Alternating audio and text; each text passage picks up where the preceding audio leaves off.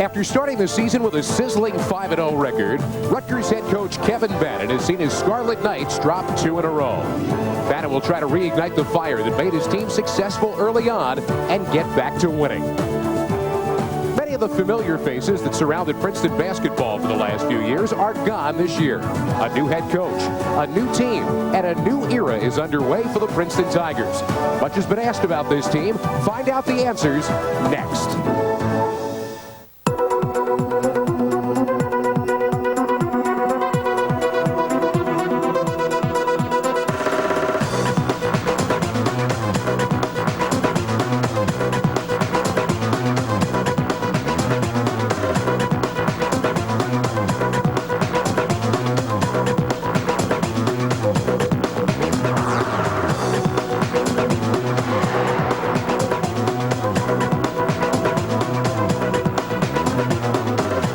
Jadwin Gymnasium here in Princeton, New Jersey on the campus of Princeton University, where tonight, NCAA basketball action, a battle for New Jersey, the Rutgers Scarlet Knights taking on the Princeton Tigers. And there he is, Jeff Greer, averaging 22 points over his last 2 games, a very vital cog for this Rutgers Scarlet Knight team early in the season as they ran out to a 5-0 start, looking for a big game here tonight.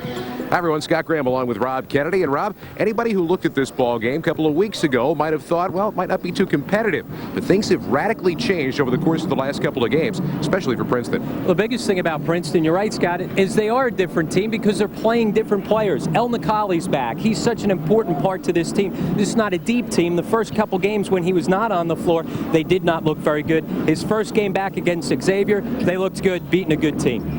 When you look at the Rutgers side of things, we said that 5-0 start. Todd Billett from the outside, a very big part of that. Well, he has had some monster games, 37 and 36 on 2 different occasions. This is a guy that can score outside. He gets his teammates involved because he looks for them as well. He's also terrific at putting the ball to the floor and has a very quick release. Oh, Todd Billett coming off a very rough shooting night last time out, but does lead the team in scoring at better than 18 per game for the Rutgers Scarlet Knights, looking for a big night tonight out of the backcourt. Now, if you're a Princeton Tigers fan, you haven't been paying attention in the early part of this season, you might be asking the question right now, who is Mike Bechtold? Well, you certainly should ask that question. Didn't play a lot of basketball his first 2 years, but he stepped up as their leading scorer. This is a guy who can flat out shoot it from deep. You have to get out and get a hand in his face. Coming into this year, his career high was 12. Well, he scored 12 or more in every game this season. So if you didn't know who he was coming in, you had a reason. Now if you don't know, you're not paying attention to the Tigers. Now the Tigers are hoping for another big game from Bechtold. Home court advantage tonight here at Jadwin belongs to Princeton. Of course, what does that mean? Over the course of the last 3 games of this series, the home team has lost each game. We'll be back with the starting lineups and the tip-off for tonight's action. The Rutgers Scarlet Knights and the Princeton Tigers coming up next. Hi, New Jersey, number 22. Here at Jadwin Gym in Princeton, New Jersey, Scott Graham along with Rob Kennedy, and the third man of our broadcast crew is currently standing by courtside. Let's say good evening to Mick Monioff. Mick. Well, good evening, Scott. Hello again, everybody. A couple of keys tonight to look for. Kevin Bannon, when he spoke to me in the pregame tonight, said they want to establish their inside game with Rashard Kent, get the ball down low, and try to expose Princeton as much as possible in the paint. And on defense, go ahead and overplay Princeton. Yeah, they're successful with the back doors that way, but Coach Bannon says he doesn't care if they get beat back door. Overplay, try to get Princeton disrupted in their offensive flow, and don't let them take 30 seconds off the 35-second shot clock. Now, Princeton, they need to get a big game out of Walton inside tonight against Kent, and to that end, they want to try to get Kent in foul trouble and expose the depth or lack thereof that Rutgers has on the bench. Gentlemen? That could be a very big part of tonight's game. Kent, a big factor for this Rutgers team, and I mean that in a lot of ways. The starting forwards for the Scarlet Knights tonight, Jeff Greer, who we told you about early on, and Rashard Kent averaging more rebounds than he is points. He's had a big-time struggle at the free throw line. Sean Oksani gets the start this evening over Kareem Wright in the center spot. Mike Sherrod, the freshman who has been playing well but turned it over 9 times against Florida in the backcourt along with Todd Billett. And Kevin Bannon coaching his 100th game at Rutgers tonight, 53 and 46. Overall in his 19th season, he is 329 and 197. Now the Princeton Tigers, they have been playing much better of late. Eugene Baugh and Mike Bechtold, the starting forwards. Nate Walton, who has just rejoined the team, is the starting center. Ed Persian, one of the freshmen, that is seeing some significant time for this Tigers team in the backcourt, along with C.J. Chapman hitting on 48% of his three-point shots. And there is John Thompson taking over in his first season as the head coach of the Princeton Tigers with the departure of Bill Carmody. And yes, for those of you who are the uninitiated, that is the son of legendary Georgetown coach John Thompson. Just dressed a little better. Looks like he's upgraded his suit since he's moved up the bench. Princeton leads the overall series. They've won 5 of the last 6. Last year, Mason Rocca and Chris Young, both guys are gone, combined for 39 points and 20 rebounds in that 66-60 overtime win. Led by Rocca's 28. He was just a monster on the boards all over the place. John Cahill, Bob Donato, Joe Lindsay, the officials for tonight's game. And this is going to be an important game, really, for both teams, because for Rutgers, trying to get back on track again tonight. And coming off the back-to-back losses to St. Joe's in Florida. For Princeton, they're trying to show that what they did on Saturday night here against Xavier is something that you're going to see more of during the course of the year. As you said, they've been playing better, went out and had a terrific 2-game stretch out at Ball State's tournament, beating a good Weber State team who turned around and beat Utah, and then beating the host team Ball State. And Xavier's a team that's picked by some people to possibly win the Atlantic 10. So good quality wins now that they've started to get people healthy and back onto the floor. Walton set to tip things off with Oksana. Things have changed for the Tigers with the departure of guys like Young and Rocca. Average size of their team is 6'4", a smaller team than they've had in the last couple of years. And you knew you were going to lose Rocca, but you were hoping to hold on to Chris Young. His loss is really the key loss to this team. You cannot replace what he does on the floor. Tigers in the familiar offensive pattern. A lot of movement without the basketball. Backdoor cuts, high screens, Ba, the drive, got it. Oh, nice move right there by Ba. He's best when he's able to put the ball to the floor and try and get to the basket. Not really a spot-up three-point shooter like most of the other Tigers.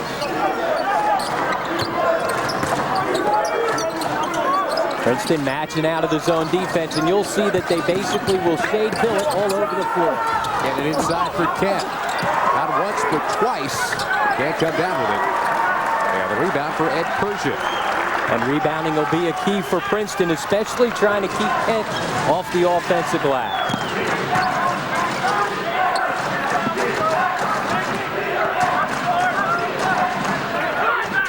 That's Bob.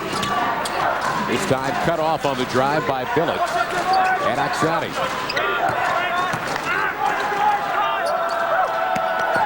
Shot clock down to 7. Somebody's got to step out. Ba does. He has really struggled from three-point range now. 3 out of 20 of the season. That's Greer from 3. And Kent hitting hard in the offensive glass. That's what we were talking about. Kent has nearly as many offensive rebounds himself as the entire Princeton team this season. And a foul call on the baseline drive. Kevin Bannock's squad will keep it as Ba gets his first and team foul number 1. Mick told us in the open about how they want to try to establish Kent inside. They've already gotten him a touch, and they've also been able to let him get after it on the offensive glass.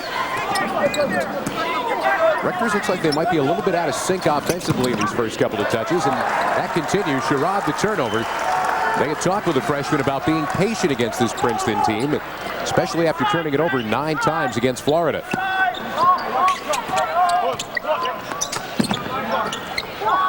On the outside, nailing the jumper is Bechtold.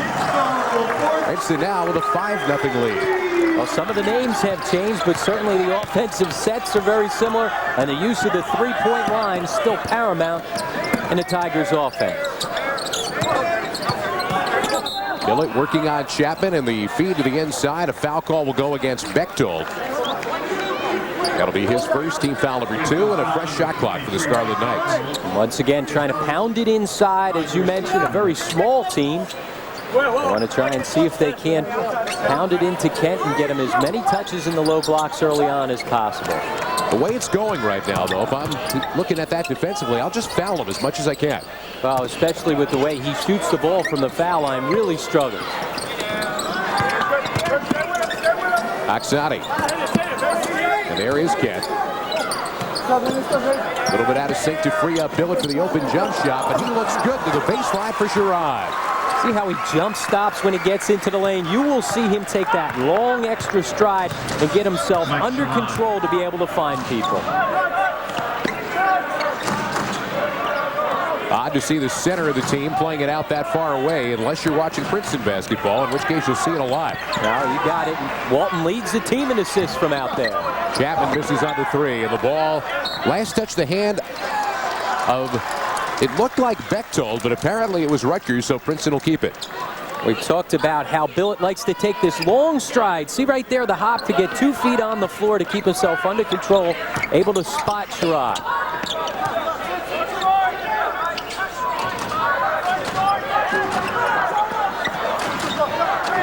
There's Walton, and he got it. A three-point jumper for Nate Walton. Well, that's why they play the center out at the high post, able to pass the ball and run their offense, but also force you to come guard from three. Their centers can shoot the basketball. Only 27% from three-point range early here in the season. He's being asked to do a lot more now that Chris Young is gone. That's Billett, that quick release, but it was partially blocked. He got his own rebound. Sherrod, great athleticism into the lane for the freshman. He's been playing against Billett in practice every day, so he's got that long step and the jump stop into the lane. Able to get himself under control and finish.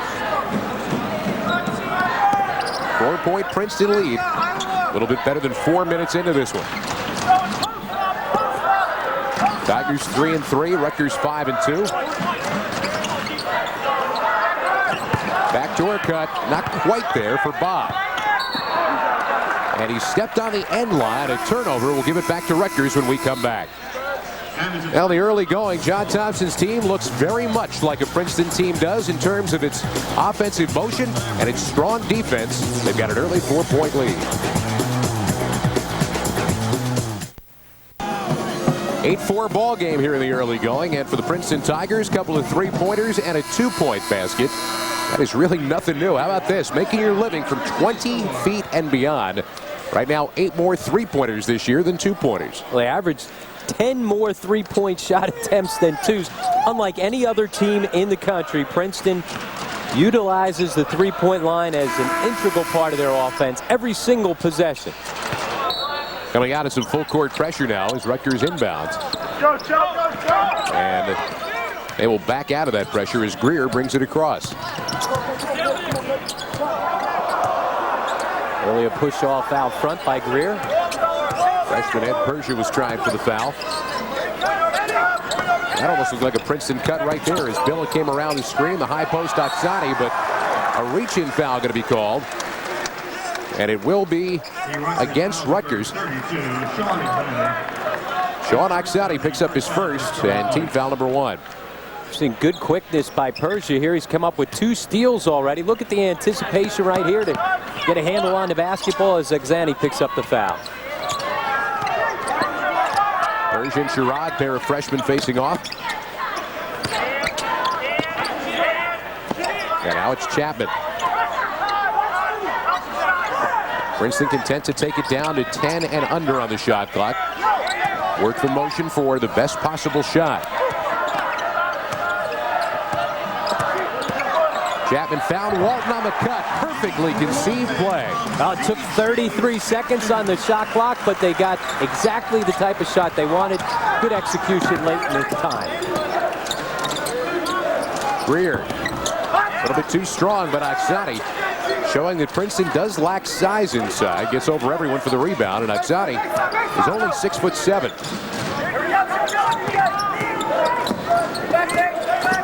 Nice move by Sherrod to the baseline, and Oksani can't follow. Still gets the rebound, though. It comes out of the pack with it. Billett for 3. There it is. And how many times do you see a three-point shot off a bad scramble offensive rebound? Everybody's clogged up in the lane. You're able to kick it out to a wide-open 3. Well, that might be an Achilles heel right there for Princeton in this game. They're only being out-rebounded by 1 per game on the season.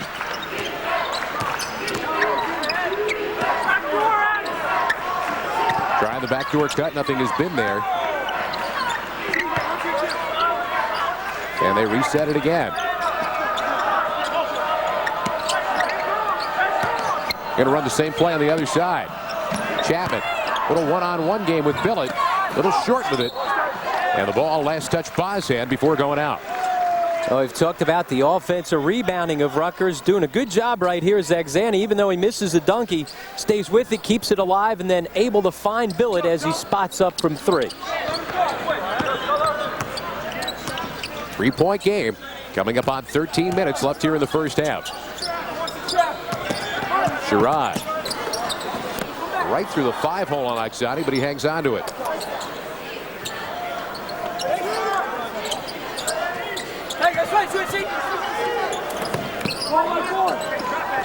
That's Greer. Shot clock under 10. Little high-low game with Oksani from Kent. A nice job right there to put the ball into the high post. We talked about the size of Rutgers, not just Kent who can post up, but Oksani playing very aggressive here in the early going.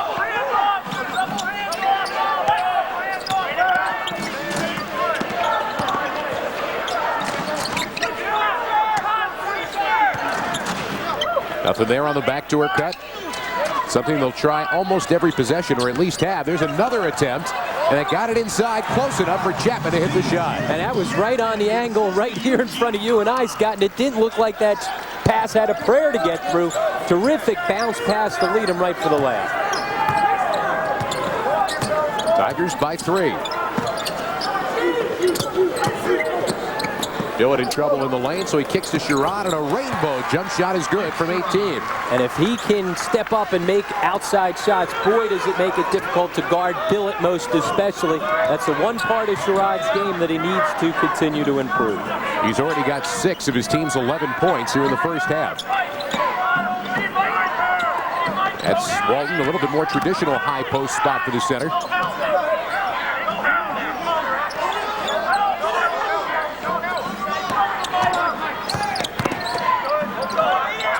There's the cut, backdoor, and behind the back, and Ed Persh is going to find out that once that backdoor cut is made, there's no need for the razzle-dazzle on the other end. No, either take the layup or the easy bounce pass to get it through. Classic Princeton on backdoor cuts, and the Tigers on top by 1.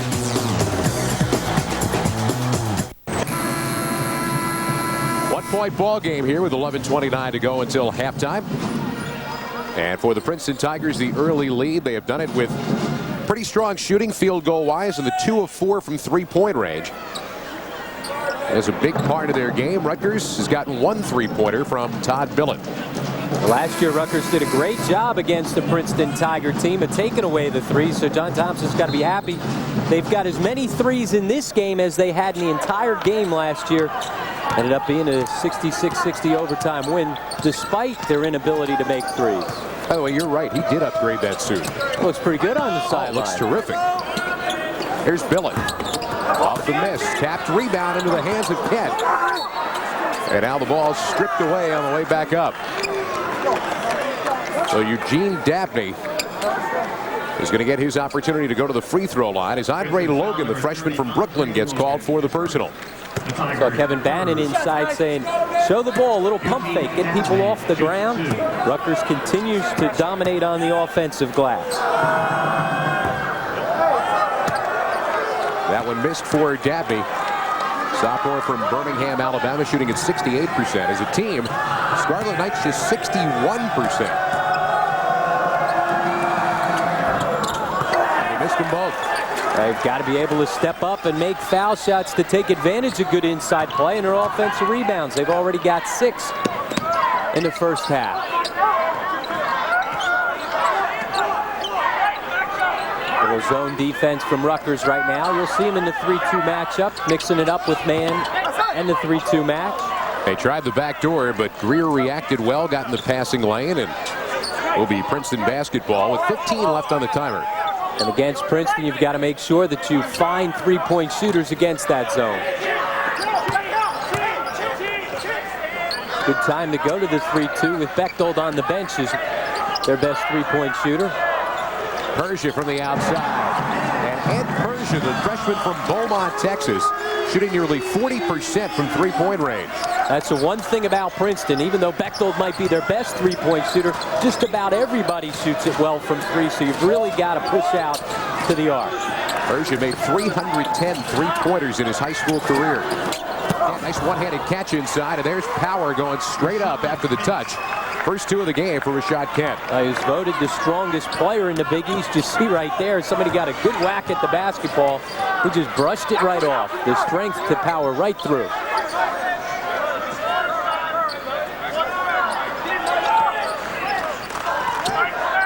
That ball tapped away by Greer. 18 left on the timer.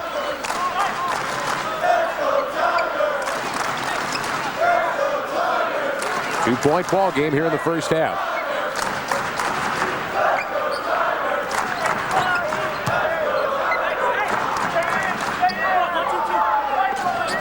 Princeton has changed things up a little bit offensively. Walton, a quick touch pass to Chapman. That set him open. But Dabney comes down with the rebound, and now they can run. Good recovery defensively by the Tigers. Phillip fouled on the way up. And he'll get an opportunity to go to the free throw line as Eugene Buys called for his second. Smart play on that possession by Jeff Greer. Instead of forcing things in transition, pulled it back out, able to kick it to Billett. Yet they're still able to continue their aggressive play as you see Billett put the ball to the floor and create the contact. And a miss on the first. He's shooting 74% on the season as El Nakali comes in for the first time and Bechtold returns. Billett's got a knack for getting to the line. He puts the ball to the floor. He's not afraid to throw around his body as you see his tough numbers against Florida. Maybe his worst performance, not just this year, but in his two-year career from the field, just 1 of 13. Rutgers lost that game by 14 points, but it was a 2-point game with 7 minutes left to go, and they came back, finding out some pretty good things against a top 10 team. Yeah, the number 8 ranked team in the country. A lot of good things out of that game, especially defensively. Walton was fouled by Kent on the drive. The shot did not count. That's Kent's first, team second. And the Tigers will inbound from underneath their own hoop.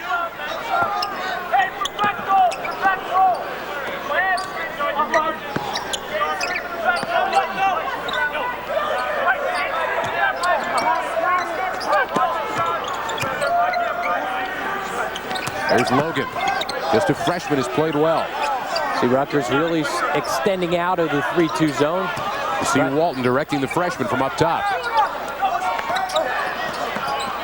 And he gets his man open. That's Bechtold. Can't come down with it, and the rebound covered by Dabney. And he had plenty of time to spot that one up.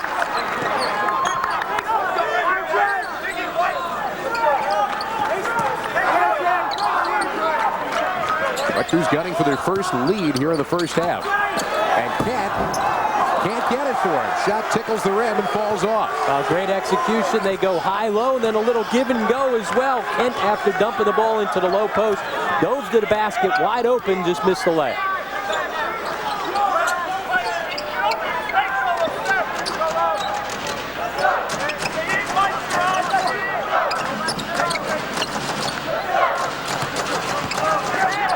Passing on the outside, and so much a part of this for Princeton is players getting comfortable with one another. El Nakali, a chance for a three-point play. A nice take to the hole. Well, in the zone defense, he ended up with a mismatch. Dabney trying to guard him on the perimeter. He takes advantage by putting the ball to the floor. See the little lean in to create the contact. Good recognition, though. In the zone defense, at times, you end up defensively with matchups you don't want. Princeton took advantage of that mismatch. El Nakali, 10 points in his debut for the season. In October, he had surgery to repair a tendon in his groin and ended up missing the first 5 games. Free throw shooting tonight, not at a very high premium. Greer checking out of the ball game, and Oksani back into the game for Rutgers.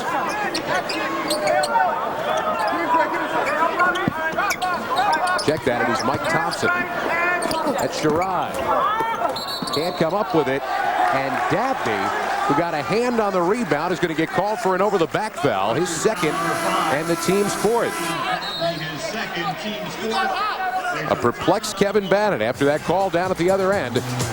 And here through the first 12 minutes, John Thompson's team has led pretty much throughout. They're up by 3.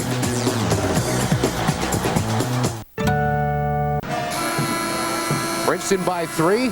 Good-sized crowd here tonight at Jadwin Gym in a game matching two teams that are about 20 minutes apart by car ride. So a bunch of fans out there tonight that have come not too far a distance. However, some guys have come a little further. How about Hall of Famer Bill Walton? A little trip in from the West Coast. Why not? Able to see his son Nate play. One of the all-time greats in the NBA in the top 50, and even better as a college player. An incredible college career for Nate Walton's dad. Nate has had kind of stops and goes in his career. They are very, very reliant upon what he is doing in the middle this year. And he's got to stay healthy. You talked about that stop and go. Actually missed one season because of an injury. The first Princeton player to ever appear in 5 seasons because he withdrew from school. You do not get medical red shirts in the Ivy League. 35 different teammates in his time here at Princeton. Nice look for Bechtold, and the assist belongs to Nate Walton as the Tigers move up by 5. You see Rutgers come out and show man-to-man defense, and what happens is the offense runs through the center. Nate Walton with another assist.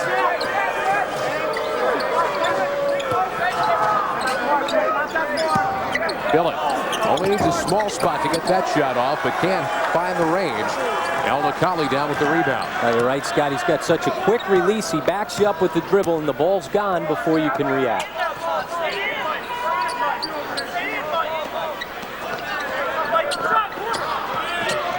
Back in the 3-2 match and trying to find those shooters. There's one. And it hit the top of the basket support, which is considered out of bounds. Now you talk about when you decide that it's going to funnel through the center. You got to have a center who could pass off. His dad could, and apparently Nate's picked up a couple of things. Oh, no question about that. You see right here, he steps out to the open spot. Nice pass. Good movement without the basketball by Bechtold as well. That's got to do Dad proud. Dad might have been the best passing center I've ever seen. He had an ability to find people. His outlet passes, too, after he rebounded the ball. Great pass. Thompson gets a little help from the rim, his first 2 of the ball game, and back down to a 3-point edge for the Tigers. An aggressive move by Thompson, who was starting earlier in the season, came in averaging less than 1 point per game.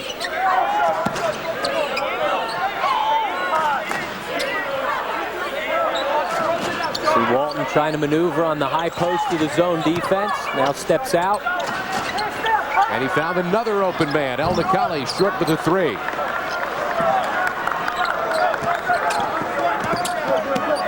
Scarlet Knights have been held down to 16 points in nearly 15 minutes of basketball. Over the years, Princeton has been one of the best defensive teams in America. Another steal, 3rd turnover for Rutgers. While they have been a terrific defensive team, this year they have not been holding their opponents down defensively. Now they've led the country the last 12 years in scoring defense, but those numbers are up this year. They will come down.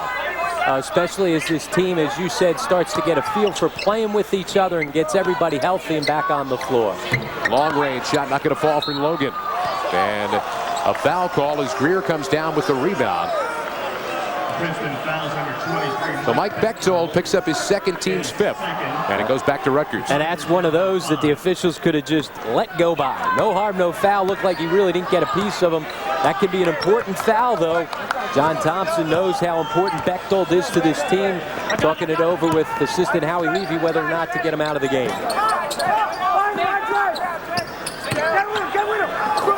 Billett has his shot blocked from behind by Logan, and now look at this, big guy's running the break. Well, he's the point. He leads the team in assists, able to put it to the floor and get by people.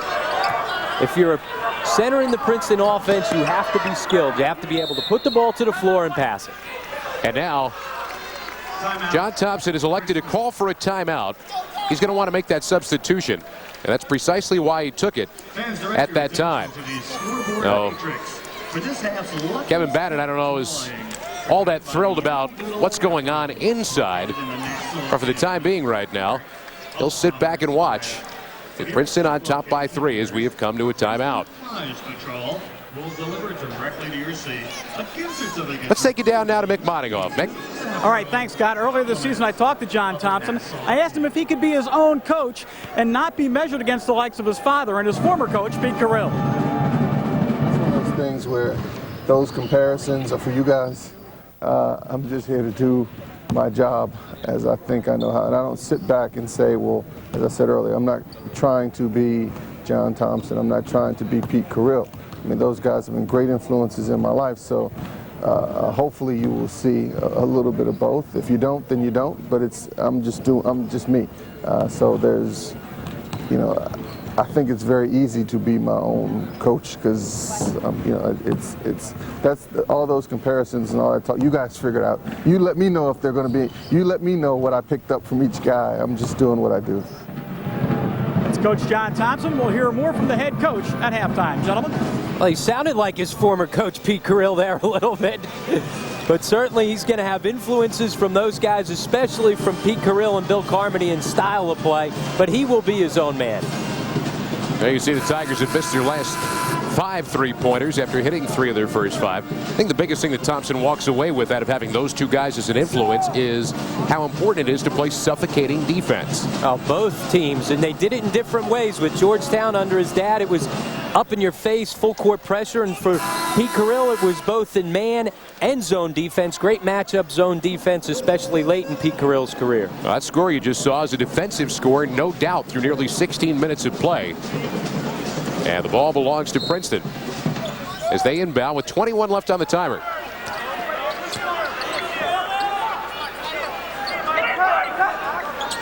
Kyle Wente into the game now for Princeton, replacing Bechtold. 10 on the timer. There's Walton. It'll filter through him, and he found the open man again. Once again, Rutgers really matching out of the 3-2, and when the ball goes into Walton's hands on the high post, they've got a tough decision as to who to guard. That time able to find Logan inside. He is playing a textbook game right now, is Nate Walton.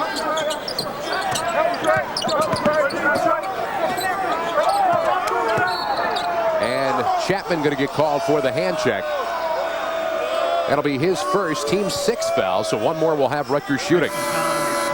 And we've got a timeout on the floor. The Scarlet Knights get it back. Down by 5 when we come back. One of the reasons they're down is that Nate Walton is finding the open man from the center spot. He's created some easy baskets for his teammates here in the first half.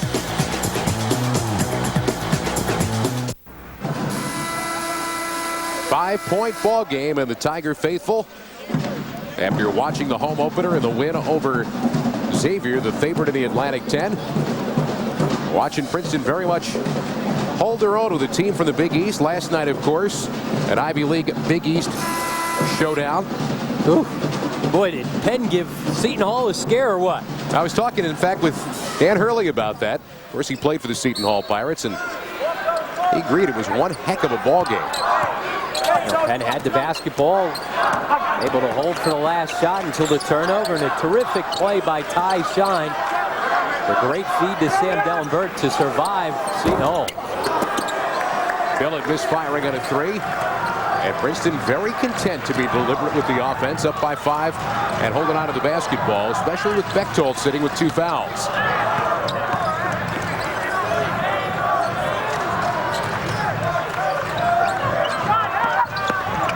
A backdoor cut from the other side for El McCauley, but Wente didn't see it.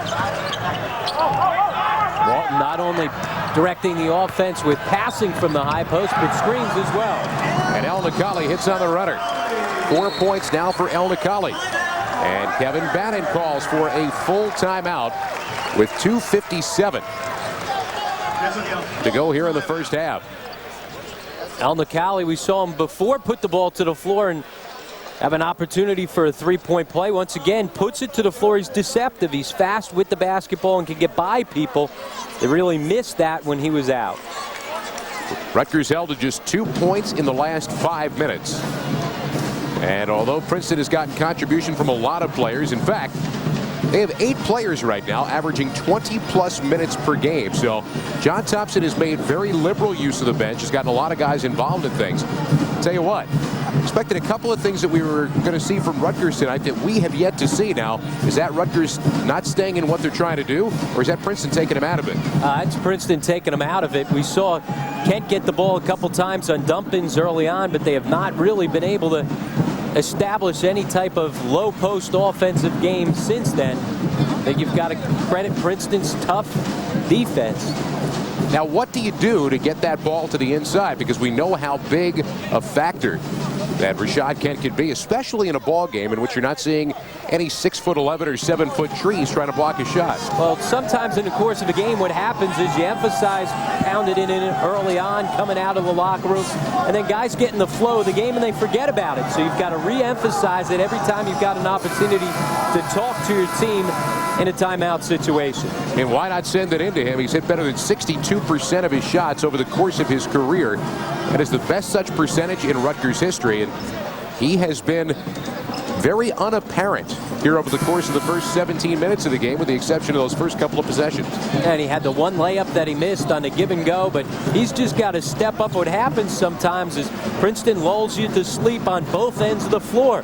They make you run around and guard people for 30 seconds in the shot clock. They've got to become a little more aggressive on the defensive end to try and force the action. 7-point Tigers lead, and they have led throughout. They tried to force it into Kent, and Logan took it away. 4th turnover for Rutgers. Well, they reinforced it during that timeout. Same thing we were talking about. Looked like Kevin Bannon was talking to his team, trying to get Kent. They just turned it over.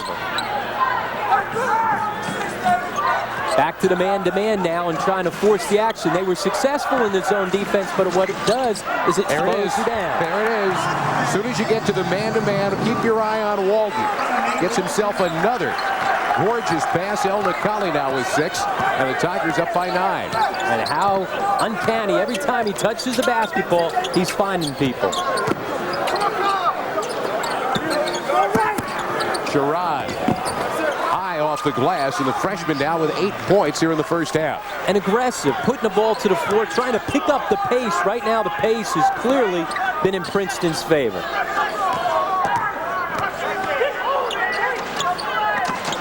Now Walton posting up for the first time tonight. Not going to get too far on the big body of Rashad Kent. Very hard to get around him. Got to go a long distance to get around him. Have you got half a day, maybe? There are those cuts, nothing there for Walton to throw to. And now Logan with 5 on the timer, driving, can't get it. Here's Sherrod.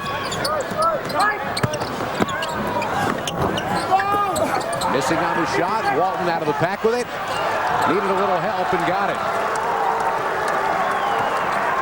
He's done everything, directing the offense, rebounding basketball, trying to get out in transition. Terrific first half for Nate Walton. This is from a guy who doesn't practice with the team because of injuries. Just shows up and plays games. Apparently over the time he's been here, something stuck. There he is from the high post again with 9 on the timer. Thought about that backdoor bounce pass. Now 3 on the timer. He'll have to face up. A little too short with it. Rutgers trying to get to the 20-point mark, and they're not going to do it with that drive. Now El Nakali brings it down. Virtually no differential between game and shot clock. I think they're going to hold for 1. Now Princeton will be patient. They do a good job executing in late game situations.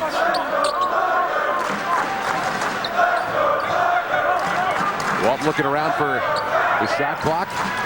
The game clock was told to hold it out there by John Thompson.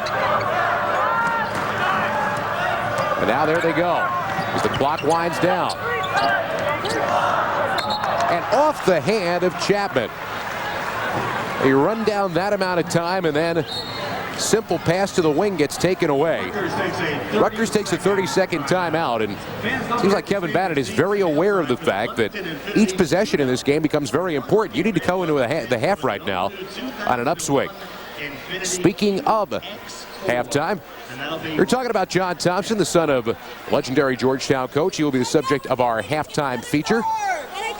Len Kettle will also be a guest of Mick Mottinghoff here at halftime on the first half recap. We'll also have highlights, scores, stats. A lot coming up here at the half at Jadwin Gym.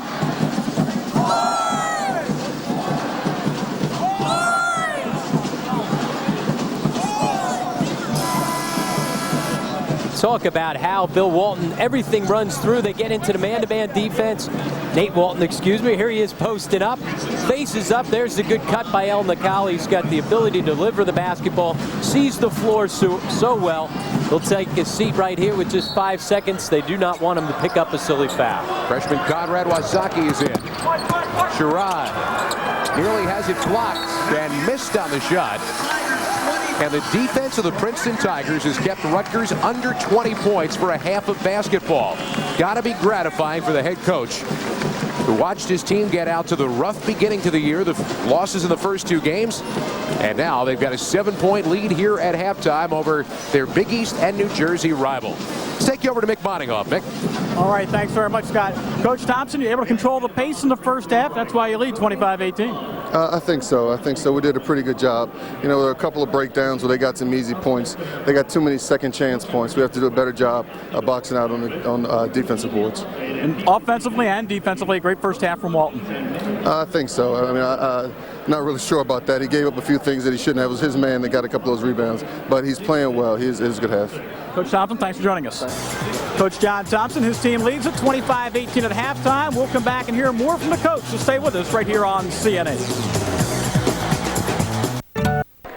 We are back here at Jadwin Gym, 25-18 as Princeton leads Rutgers here at halftime. Well, hello again, everybody. I'm Mick Moningoff. Thanks for joining us here at the half. And as we told you, head coach John Thompson this year is at the helm in his first year here at Princeton University. And should we expect any changes? The coach says no, it's pretty much business as usual. After 5 years of serving as an assistant to Pete Carrill and Bill Carmody, John Thompson III now has the opportunity to be the head coach at Princeton. He views it as the chance of a lifetime, having played at Princeton and now leading his alma mater. It's a pretty good feeling. And what you said is exactly right. There are a lot of people that play at a school and then even work at a school that don't get the opportunity to, once the time comes, to coach there. So, you know, I'm very grateful to the people here at Princeton University. It feels pretty good. It's a lot of weight. It's a challenge because the bar has been set very high by a great tradition. So should we expect any major change? I don't think so. You know, like I said, I don't. Hopefully there isn't going to be too many changes. You know, you do what you know. And as you said, Coach Carrill, Coach Carmody recruited me here, coached me here, and then, you know, I worked with Coach Carrill his last year, then Coach Carmody. So it's you know, hopefully what you saw in the past is what you're going to see. I mean, I'm pretty aware and understand where I went to school and where I played and who taught me. So hopefully things will stay the same. Another major influence on Thompson was his father, John, the Hall of Famer and longtime coach at Georgetown. So did Dad offer any sound advice? Pray. Pray. He said a lot to me. I mean, I think that I've said many times, I would be a fool to have Pops as a resource and not use him, to have Coach Carrill as a resource and not use him. So he's said quite a lot, quite often to me. And having watched his father all those years, did John III develop a style of coaching that was all his own?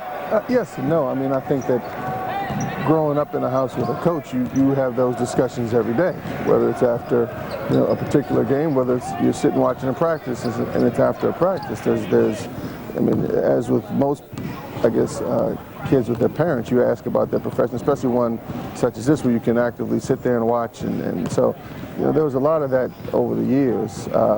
You know, is there any one particular thing that as I sit here now, jumps out at me and says, hey, this is going to be like this or this is not going to be like that? No, I'm not sure. I mean, you know, hopefully you'll see a little bit of the things that he did and what I do and what we do, and hopefully you'll see a little bit or a lot of, you know, what Coach Carrill, Coach Carmody did here, and Coach Van Bredikoff, and what we do, what we continue to do.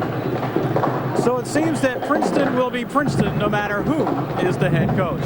When we come back, we'll talk a little ice hockey with head coach Len Cannell here at Princeton University. Again, we're at halftime at Jadwin Gym with the score 25-18, the Tigers out front. Stay with us.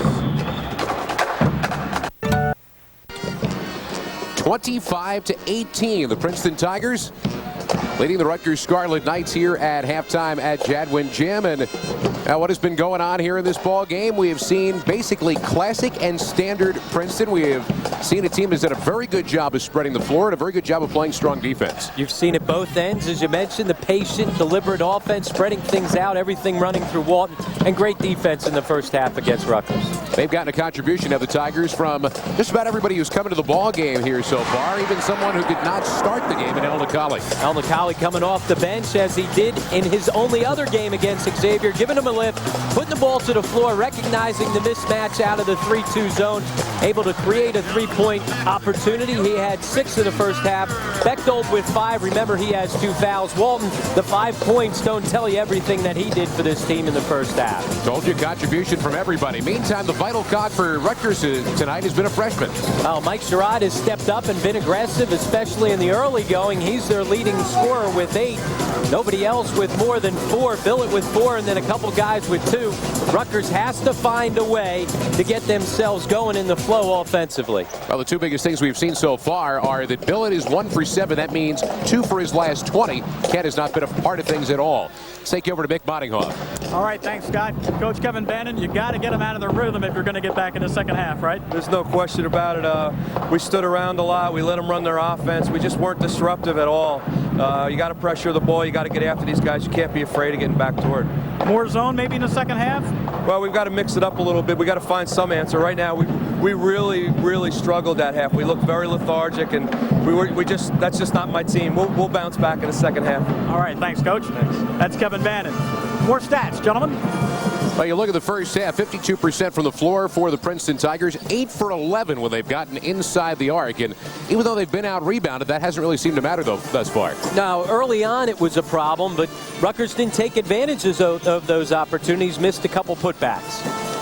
So there it is, the situation right now. Rutgers shooting just 35% of the first half, held to under 20 points, trying for a turnaround in half number 2.